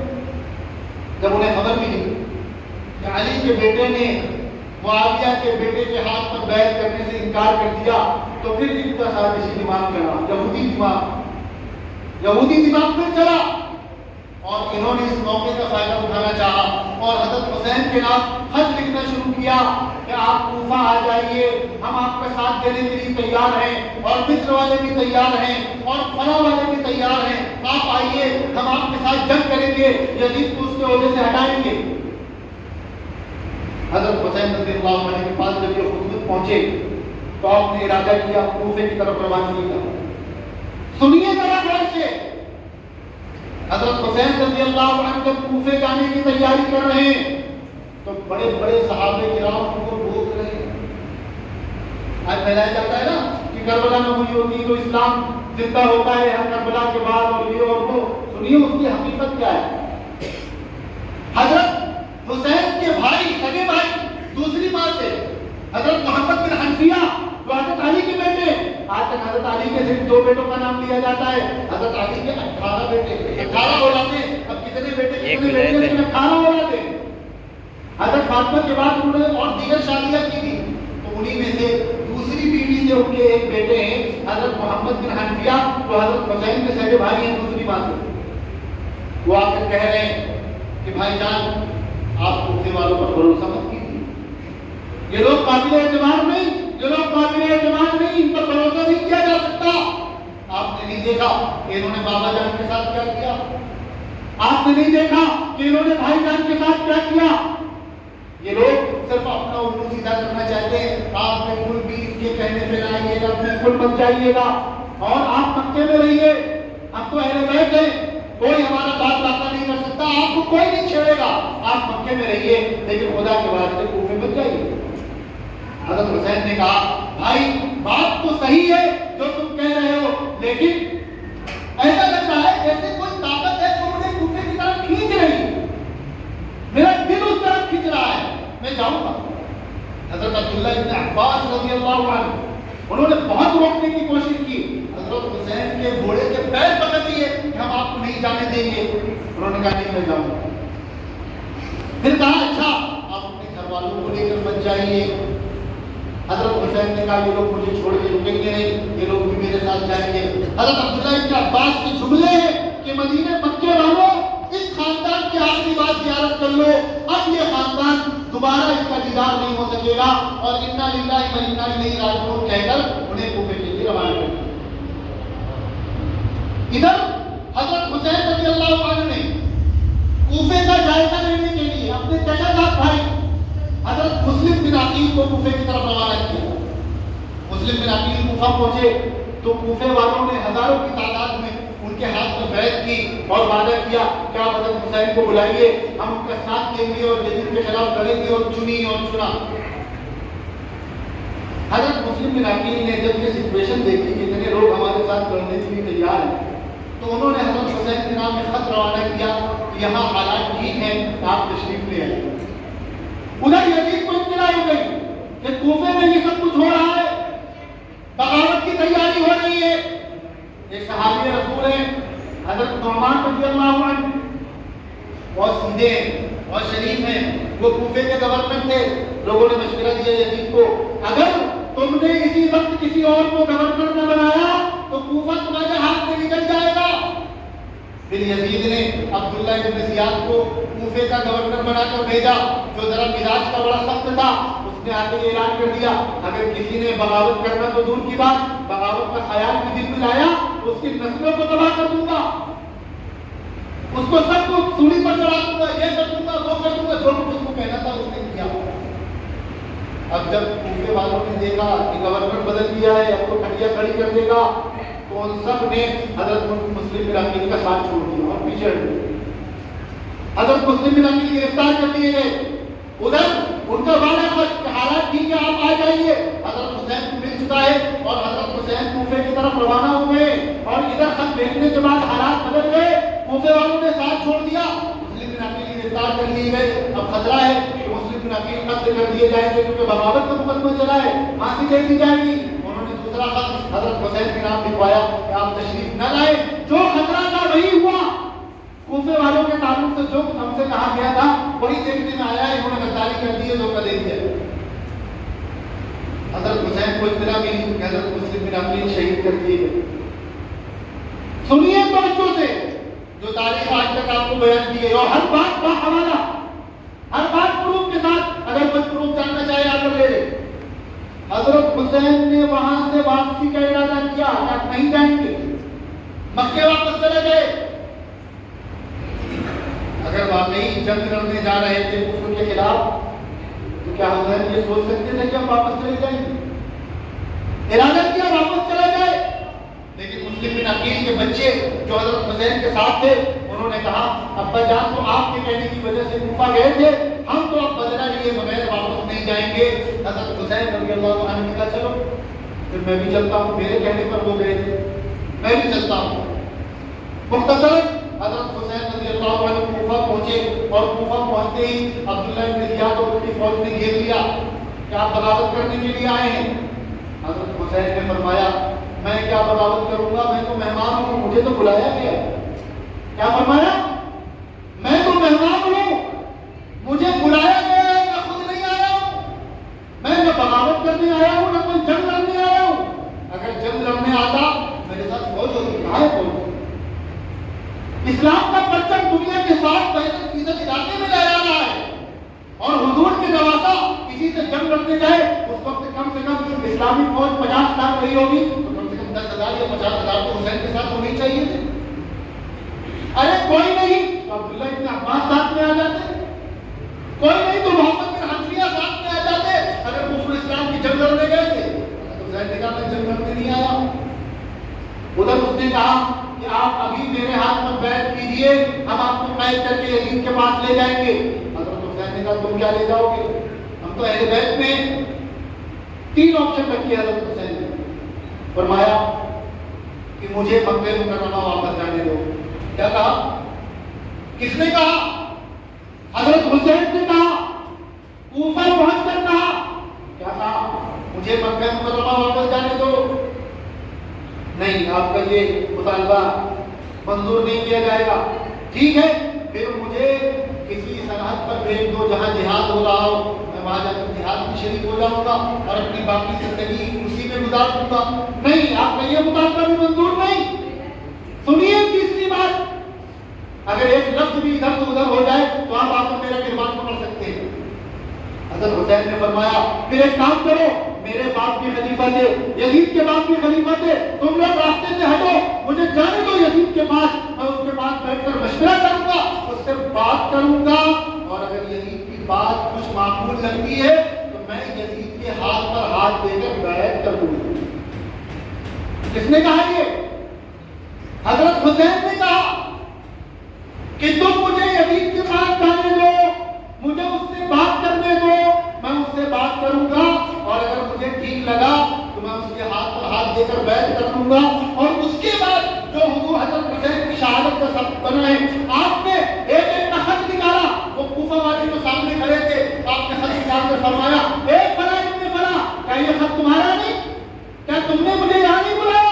اے فلاں ابن فلاں, کیا یہ خط تمہارا نہیں؟ کیا تم نے مجھے نہیں بلایا؟ جب اس طرح حضرت حسین نے ایک ایک کا خط نکال کے دکھانا شروع کیا تو ان کے 14 طبق روشن ہو گئے. اب ان کی کھوپڑی کھلی, اور دماغ کی بتی جلی، اگر یہ یزید کے پاس پہنچ گئے تو ایک ایک کا خط پہنچ جائے گا، ایک ایک کا نام پہنچ جائے گا، ہماری گردنیں نام دی جائیں گی، لہذا اب حسین کو یہی نمٹا کر کام ختم کرو، آگے بڑھ جانے دو۔ بات سمجھ میں آ رہی کہ نہیں آ رہی؟ اب وہاں کیا ہوا؟ تاریخ میں بہت کچھ ملتا ہے، مجھے تاریخ کے ان پچھڑوں میں نہیں جانا۔ سوال یہ ہے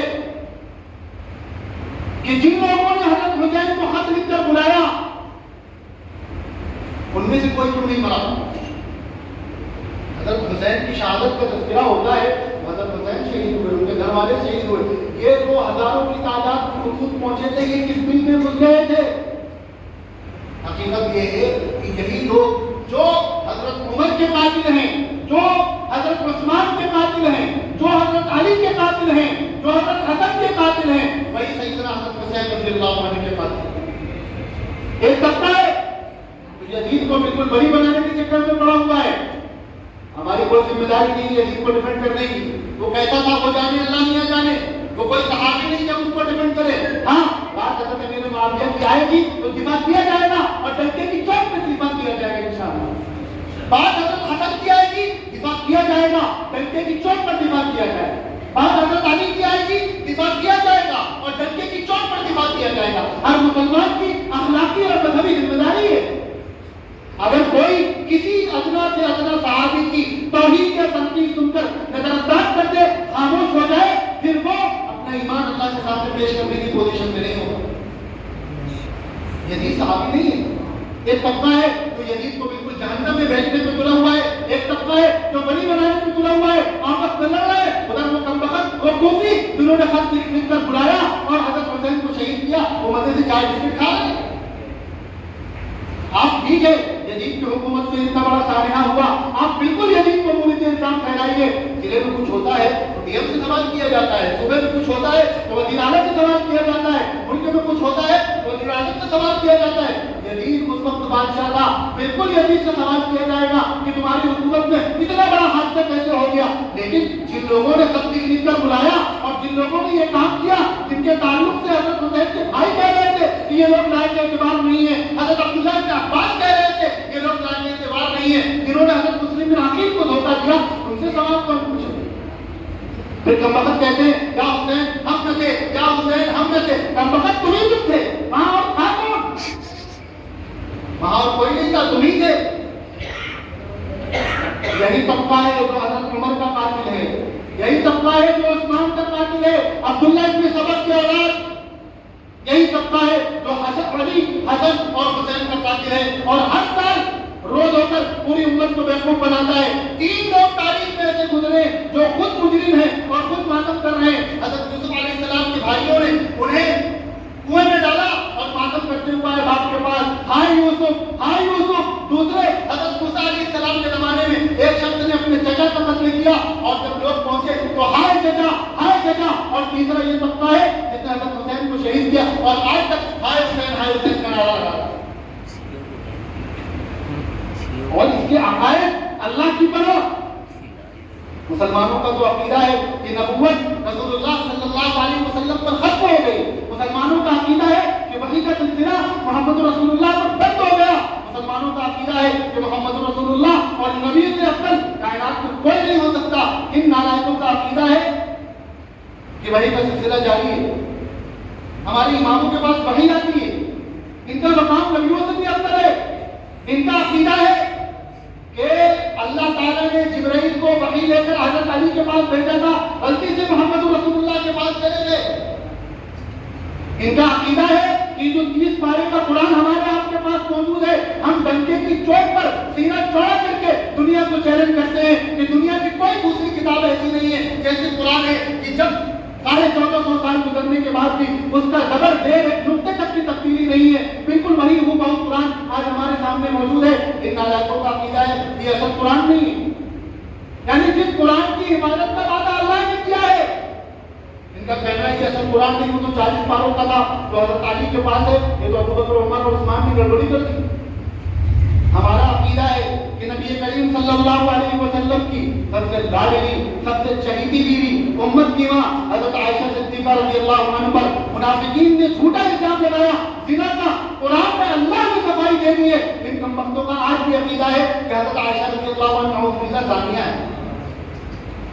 یہ طبقہ ابو بکر کو کافر کہے، ابو بکر کو مرتد کہے، ابو بکر کو گالی لگے، حضرت عمر کو کافر اور مرتد کہے اور بدترین کافر کہے. ابھی محرم چل رہا ہے، آپ یوٹیوب پر سرچ کریے، ان کی ویڈیو سنیے. ابھی مولانا بتا رہے تھے، وہ تو ایک ہلکی سی چیز کی آپ برداشت نہیں کر پائیں گے، سن نہیں پائیں گے. یہ طبقہ کہتا ہے کہ کائنات کا بدترین کافر عمر ہے. نعوذ باللہ. یہ طبقہ عثمان کو جہنمی کہتا ہے. اور اس طبقے کے عقیدوں میں یہ بات لکھی ہوئی ہے، کان کھول کر سن لیجیے.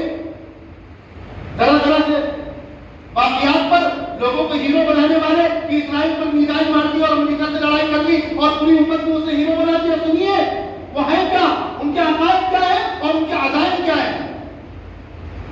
مسلمانوں کا عقیدہ ہے کہ قیامت کے قریب حضرت مہدی تشریف لائیں گے، حضرت عیسیٰ تشریف لائیں گے اور دجال قتل کریں گے. 40 سال تک اسلامی پرچم لہرائے گا، پھر یاجوج ماجوج نکلیں گے اور پھر کیا ہوگا قیامت آئے گی. مسلمانوں کا عقیدہ ہے.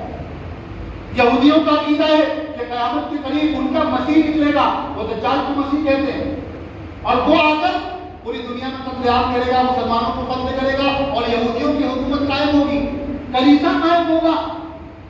اور اس تیسرے طبقے کا عقیدہ ہے کہ قیامت کے قریب 12ویں امام آئیں گے.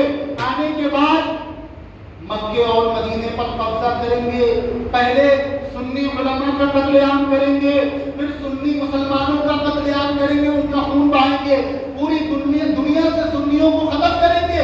اور نعوذ باللہ ایسی بات کہنے سے کہ اللہ بچائے، یہ پھر مدینہ منورہ میں حضرت ابوبکر و عمر کو قبر سے نکالیں گے اور ان کو سزا دیں گے. حضرت عائشہ کو قبر سے نکال کر زنا کی جو حد ہے شریعت میں سنسار کرنے کی، وہ سزا، وہ حد حضرت عائشہ پر لاگو کریں گے. نعوذ باللہ. آج ہم آپ ذرا سے میں بے چین ہو جاتے ہیں، انہیں بھی تو حق ہے جوہری ہتھیار بنانے کا، اور امریکہ کیوں پابندی لگائے اور یہ اور وہ. میں آپ کو بتا دوں ان کے عقیدوں کی کتابوں سے آج مجھے طاقت مل جائے وہ امریکہ اسرائیل فیصلہ نہیں کریں گے وہ مکہ اور مدینے میں حملہ کریں. وہ اس کے لیے اپنے آپ کو تیار کر رہے ہیں. اور ہمارا نوجوان ذرا ذرا سی باتوں پر انہیں اس وقت امت کا ہیرو بنانے پر تلا ہوا ہے. ہر نوجوان ابوبکر عمر کا نام لینے والا، عثمان و علی کا نام لینے والا، عائشہ کا نام لینے والا واٹس ایپ پہ لگائے ہوئے، ان کی ویڈیو فیس بک پہ شیئر کر رہے ہیں.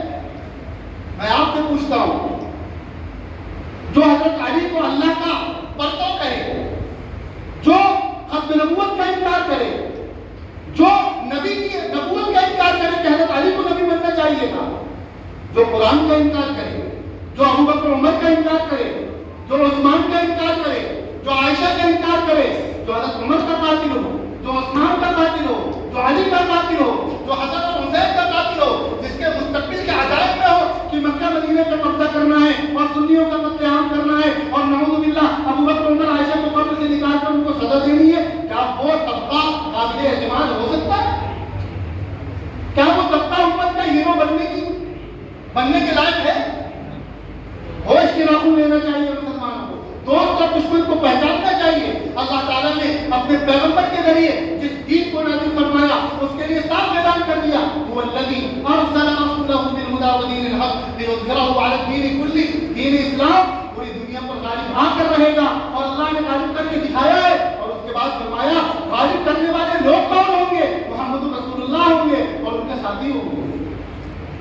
اور ان کے ساتھ آخری بات کہہ کر میں اپنی بات ختم کر رہا ہوں مولانا سے معذرت کے ساتھ، وقت میں نے بہت زیادہ لے لیا. سنیے، صحابہ کرام کا تذکرہ ہو رہا ہے. محمد رسول اللہ، محمد اللہ کے رسول ہیں. والذین معہ، اور جو لوگ ان کے ساتھ ہیں ان کی صفت قرآن کیا بیان کر رہا ہے؟ اشداء علی الکفار رحماء بینہم. حضور کی صفت کیا ہے؟ وما ارسلناک الا رحمۃ للعالمین. حضور کی صفت رحمت ہے. آپ نبی رحمت ہیں، آپ رحمت للعالمین ہیں. لیکن آپ کی معیت میں رہ کر، آپ کے ساتھ رہ کر جن لوگوں کی تربیت ہوئی ہے، جب ان کے اوصاف بیان کیے جا رہے ہیں تو پہلے اشداء علی الکفار کو بیان کر ہونا چاہیے تھا. نبی کی رحمت کا تذکرہ کرنے کے بعد ان کے تربیت یافتہ حضرات کا تذکرہ ہو تو پہلے رحماء بینہم آتا کہ آپس میں رحمت دلے.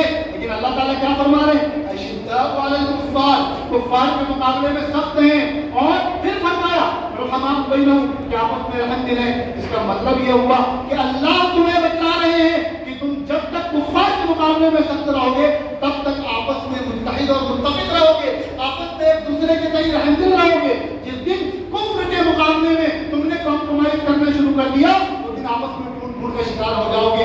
آج مسلمانوں کے درمیان جو تفرقہ بازی اور انتشار نظر آ رہا ہے اس کی ایک بہت بڑی وجہ یہ ہے ہم ان جیسے کافروں، مرتدوں اور زندگیوں کے سلسلے میں بہت لچکدار رویہ اپنانے لگے، بہت مصالحتی انداز اختیار کرنے لگے۔ بالکل نہیں، اگر صحابہ والے ہو تو کفار کے مقابلے میں سخت رہنا پڑے گا، اور اگر کفار کے مقابلے میں سخت نہیں ہو تو تم صحابہ والے نہیں ہو سکتے۔ میں نے بہت وقت لے لیا۔ اللہ تبارک و تعالیٰ اسلام کے، دین کے، قرآن کے، نبی کے، صحابہ کے، اہل بیت کے، حسن و حسین کے ان دشمنوں سے ہمیں زندگی بھر محفوظ رکھے، ہماری نسلوں کو محفوظ رکھے، اور ہمیں جیتے جی نبی والا، صحابہ والا اور اہل بیت والا بن کر جینے کی توفیق عطا فرمائے، اور مرتے دم تک ان حضرات کا نام لے کر مرنے کی توفیق عطا فرمائے، اور مرنے کے بعد میدان محشر میں اور جنت میں نبی، صحابہ اور اہل بیت کے ساتھ ہمارا حشر فرمائے۔ وآخر دعوانا